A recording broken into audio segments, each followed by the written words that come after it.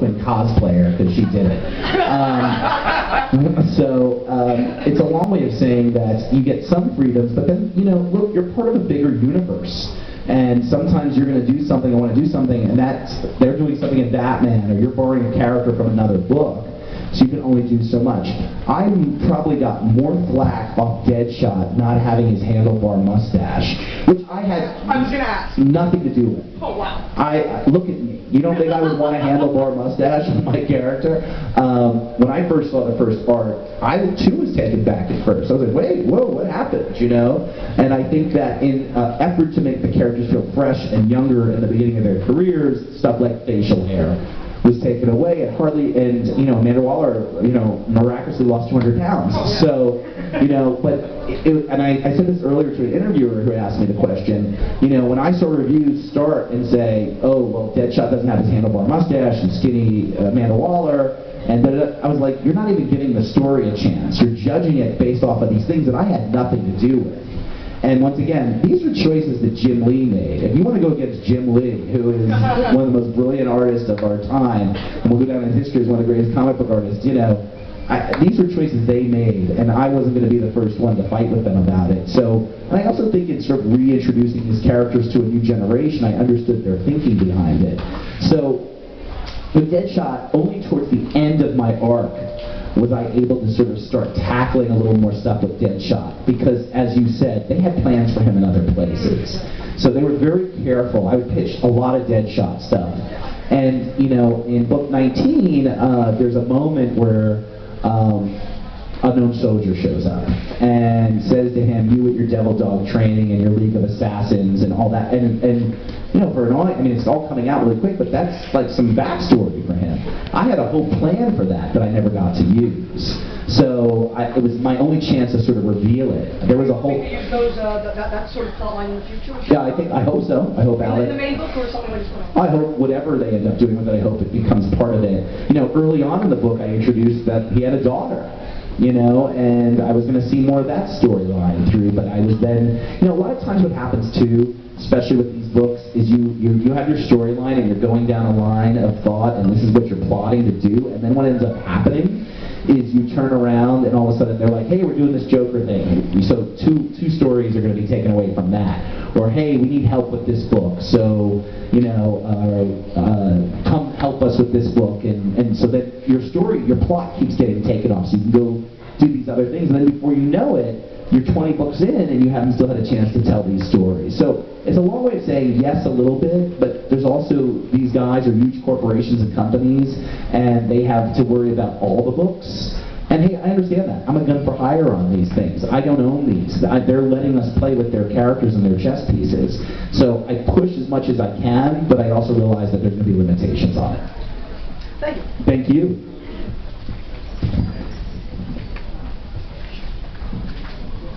So just a quick question. Sure. You've written for comics and for TV shows and everything, especially with Suicide Squad, Luke Cage, even Supernatural. Yes. So I'm just wondering, for Supernatural, would you ever go into other different mediums or something, and whether there's anything you would do differently?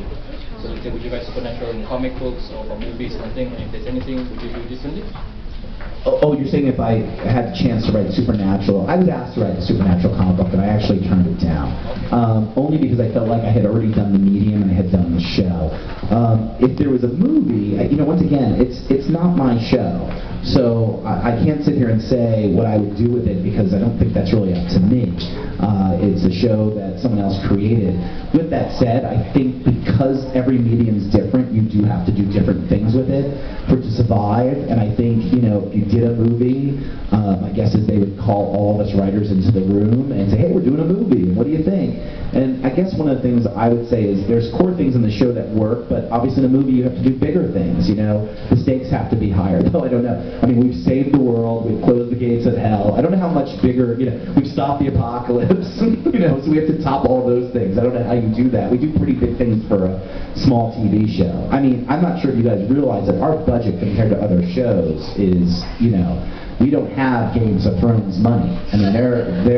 I love that show, by the way. And we haven't seen the last episode, so no one say anything, okay? We missed it. We were here. So nobody blow it. I want to know what happened, okay? Yes. We heard it was epic, though. We heard it was a really good episode. So, but, you know, so we do a lot with, you know, basically, you know, I'd say a third of the budget that they have, at least half for sure. But yes, every medium demands different things from the subject matter. So, though I'm not writing the supernatural movie, I'm sure that we would have to come up with things to make it bigger and better than the stopping the apocalypse. Thank you. Any other questions? I'm a movie buff myself, actually.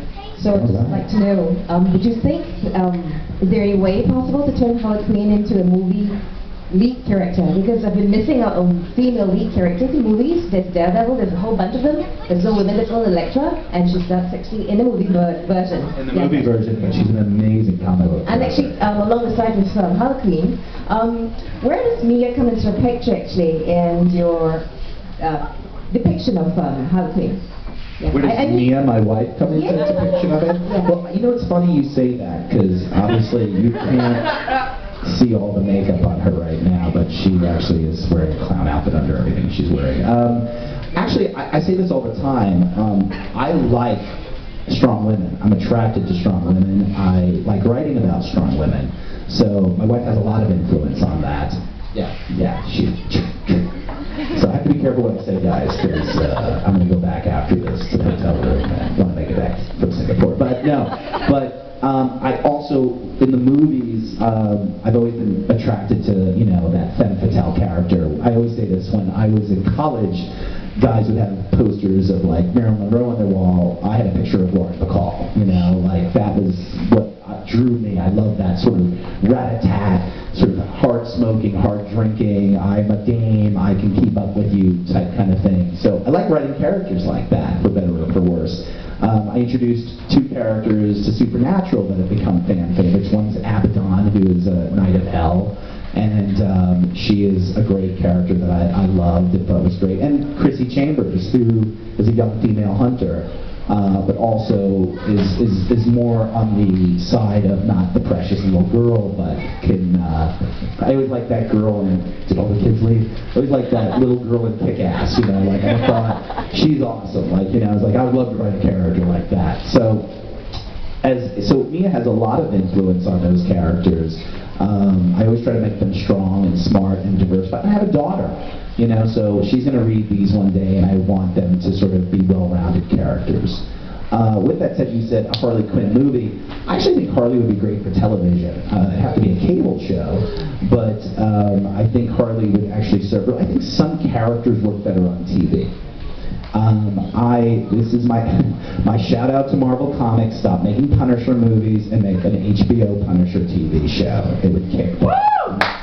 So yes, and there are tons of characters that work really well on TV. And when we're done making all these big movies, you're going to see a lot of them. I think I think the next phase of comic books is going to be television comic book characters. You're seeing it with Arrow and the success of Arrow, and I think you're going to start seeing a lot more of them. So. The things that don't work in movies are the characters that are, quote-unquote, not as big will find life on television. Any other last questions? I know some of you are here actually wanting to get items like autograph and your copies of novels. If not, the DVDs actually right in front here. So any other questions? Any other last questions? With Suicide Squad finally off your plate, what can we expect from you in the future? Like, will you be doing more DC or Marvel work, or how about creator-owned comics? I'm doing a creator-owned comic right now with Mike Benson, who I started my career with. We're doing a book called Brick, and it's for Oni Press, and it'll be out next year. And it's basically about a boy in Yonkers who doesn't have a father or grandfather and finds a secret in his family, and the secret is how to create your own golem. Gollum, not Gollum from, you know, not Precious. No, not that Gollum. It's I'm Jewish, and I always grew up hearing about the Gollum, which is a Jewish mythos character that was created in Prague, actually, and the story is, to save the Jews, they made a basically Frankenstein monster out of clay. And so the story is about a boy who does this. And almost like Spider-Man, you know, the great powers comes responsibilities. You know, you first make yourself this monster and you're like doing all this cool stuff with it, but then eventually you realize I could actually do something very good with it. So it's a story called Brick. And Oni Press, because of that, came to me to do another book, which we haven't announced yet, so I can't announce it, but there'll probably be another book with Oni Press. And yeah, so that's what you would expect out of me. Also writing a couple of pilots right now. My overall goal is to have my own TV show and move on from Supernatural, or one of us will outlive each other. I'm not sure which, probably them, but eventually would go on and do my own TV show. Thank you. Thank you. Any possibility of novel writing? You know, it's so funny you say that. There is some young adult novel conversations happening right now about me doing one.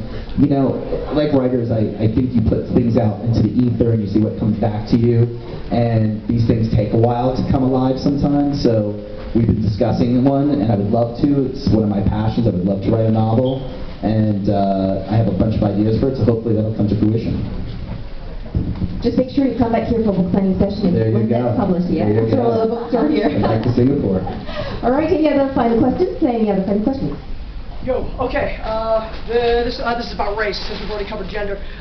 With writing books like Luke Cage, in which the protagonist is an African American, or Suicide Squad, where you have a very, very diverse range of characters. Yes. Not in terms of your process, but do you find it daunting in writing characters whose experiences, even in terms of real world experiences, may or may not be so far outside your own? Do you consult people who've grown up in similar situations to certain characters? Like, did you talk to people who didn't necessarily grow up that great for Luke Cage Noir? Or You know, I think part of being a writer is, you know, along your own experiences. For one, I grew up, in all honesty, in the Bronx with a single mom, you know, and so even though I wasn't, you know, quote unquote African American or Hispanic or some of the other people that grew up in my area, I had an experience, and you know, and also obviously there are tons of very successful and middle class people that come from minorities, but in my neighborhood, I was the cracker in the box, is what they used to call me, meaning I was the only white person in my school. So I drew from a lot of people I knew, experiences, also from popular culture. I was saying earlier, you know, I loved Mosley's, Walter Mosley books, you know, and so your influences have a lot to do with it, Devil in the Blue Dress and all those things. So when I wrote this, I was coming at it with not only a personal experience and people I met along the way, hearing their experiences and collecting their experiences, but also from popular culture, other things I had seen, and all those things made up this. I am conscious of it, though. You know, there are definitely things I've learned along the way, especially having come up and honestly starting my career as an urban writer. So, you know, I did most of my early work was really in that arena. There was quite an urban revolution in movies when I started my career, and I was part of a group of people that did that. So I'm always very conscious of it, always think about it, but it's more of the collection of time of people I've met and the things I've collected as a writer. Even like, you know, you were saying earlier, you know, there are a couple people in Singapore that will stay with me in my head forever, and I'm sure they'll end up in a story. You know, like you. So, yes. And yeah, so it's, once again, I think as writers, you collect people in your heads and experiences. You have your own experiences, and it's a mishmash of all those that go into your work. thank you. Thank you, man. Anything else before I actually invite all of you to just join us for a book signing session? Just coming up shortly, right up. Any other questions? If not, before... Okay, no problem. Yeah. Before the recent hubbub around the DC creative decisions and editorial decisions, could you share some light on your experiences working with DC? It was awesome all the time. Remember your microchip there, yeah? The microchip will explode in my head. Yeah, look, I mean, here's what I think. I think I'm a realist, and I realize that there's a bigger picture than just I, as the writer on my one book. There's a whole world that DC Comics has to think about in a business. So yes, do I always agree with it? No. But once again, they invited me to their party. So I realized in being invited to that party that I had to play by the rules of their home. So yes, I once again might not have agreed with everything, but I understood, that was part of the rules and part of the game. So may it be my own book or what they do with other books, and just like any fan, I don't like everything, but I think at the same time it's not an easy job, and they're trying to keep something alive. I mean, let's be realistic here. When I grew up reading comics to now, the readership has fallen off tremendously. And so they're in a business that they're trying to keep thriving, and they're trying to make the best decisions they can. Things are becoming digital. I mean, the thought that my grandkids won't open a book someday and read it, but it's all going to be on a tab on a computer, is a little disheartening, but that's probably the reality. And because of those changes and the things that are happening in the business, those are things that they have to take into consideration. And who am I, just as a single writer on a single book, when they have 52 of them, more than 52 now, I forget what they're up to, but they have to think of a bigger picture than I. So it's a long way, and a very political way, of saying, because I want to work again for DC Comics. Now, all joking aside, I do believe that, and believe that I could only do the best I could with what I was given, and at the same time, you going into it there was a glass ceiling. Thank you. Just speaking of strong female characters and perhaps movies and so on, the obvious question is Wonder Woman. I mean, there's stories of a script going around and George Whedon saying, "Oh, I'm going to do it. Well, I'm not going to do it." Like that. Would that be something that you would be interested in doing? Let's just give Josh a call right now and ask him. I wish I could do that. How cool would that be? Josh Adam in Singapore. Question for you. First of all, I would wish Josh Whedon would do something like that. I think he's amazing. So I've always been a fan since the Buffy days of Josh Whedon. I'm not the Wonder Woman guy. I'm a more darker, grounded sort of writer. I've always said I'm not the guy you should give Superman to. I shouldn't say it doesn't interest me. I love Superman, but as a writer, you got to know your strengths and know your weaknesses. And Wonder Woman falls under that sort of thing. I'm not a big. I'm more of a Red Sonja guy than I am. How many people know who Red Sonja is, by the way? That's good to know. Okay. I'm more of a Red Sonja guy. I sort of like more of a girl who, kicks ass, drinks beer, and, cuts your head off with a sword. And Wonder Woman, to me, represents something different that I think some people can do great. I'm not that guy for that role. So that's it. Just knowing your strengths, knowing your weaknesses. I just think, I don't know if I could write a great Wonder Woman book. Here's what I'd say. I think as a writer I can write anything well, but if I can't write it great, I wouldn't waste my time or the fans' time. Thank you. Thank you. I've got a follow-up question about female characters, strong female characters on TV and movies. They just fail miserably, other than Buffy. Yeah. Why is that so? Why do you think that? Because you're in Hollywood, so you have the insight. Well, there's a big change happening now, and let's see in the next 5 to 10 years how that changes, because for a long time, let's be honest, it was a business run by men. And I think that men brought their own stuff to it. I know that my showrunner, not last year, but the year before, Sarah Gamble, brought a different, vibe to our show. On Supernatural, I know when I was on Cold Case with Jennifer Johnson, she brought a different, thing to the show. So my point is, with women now having more of an influence in the business, let's see how strong these women characters become. And how that changes, I hope, for the better. I was talking earlier in my walk to a bunch of the NYU students, Asia students, and one of the things I didn't have a chance to say to them, and I wish I did, was, man, it's a great time to be a woman and be a minority and to try to be getting into writing now. It is a diversified marketplace. If you're a white boy trying to break into writing, you're in trouble, But by the way, it's good. We need more voices. We need more people. We need to speak to the world. And the world is not just white males. And I really, really think that it's an exciting time, and you're going to see some great stuff. And I think you will see stronger female characters on television. I'm glad to hear that. Any other last couple questions? Any one of you? All right, what the hell, why not?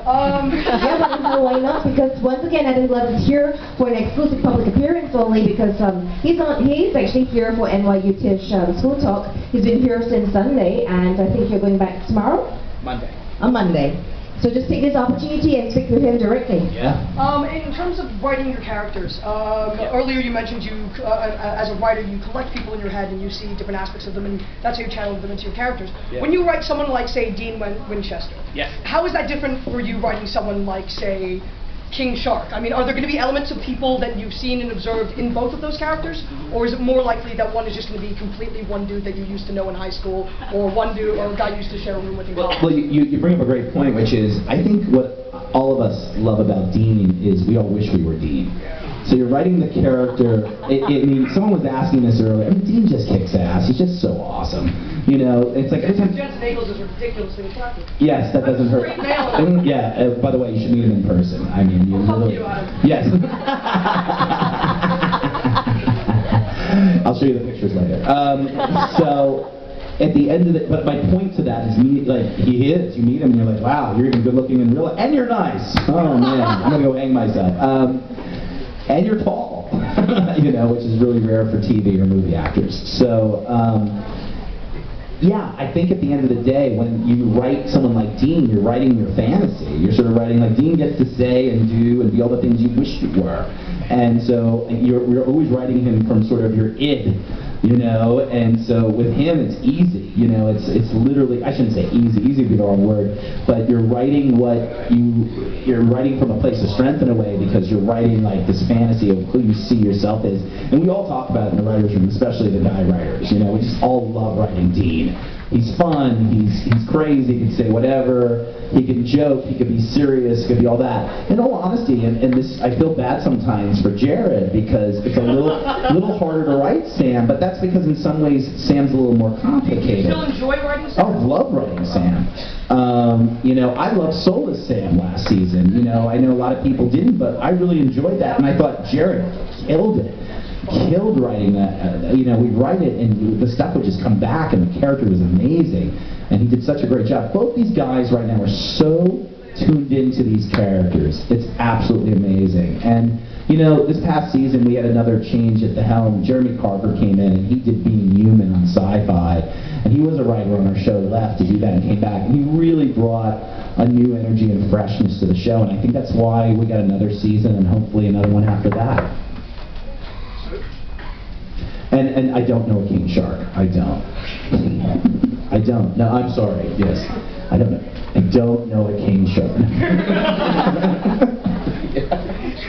Joking, honey, it's a jet food. Anyone now?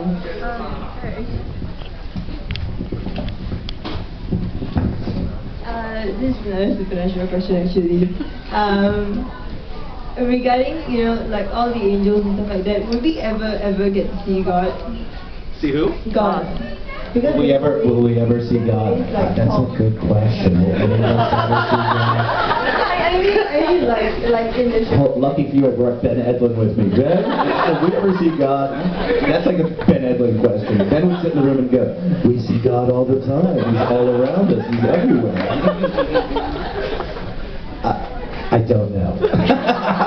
You've asked me every question I have no answer to. I've completely failed you. Anyone else? Sorry, because noticed that there are lots of very geeky references in Supernatural, so is the environment like just generally very geeky? Yeah, I'm sorry. Is the environment just generally? Yeah.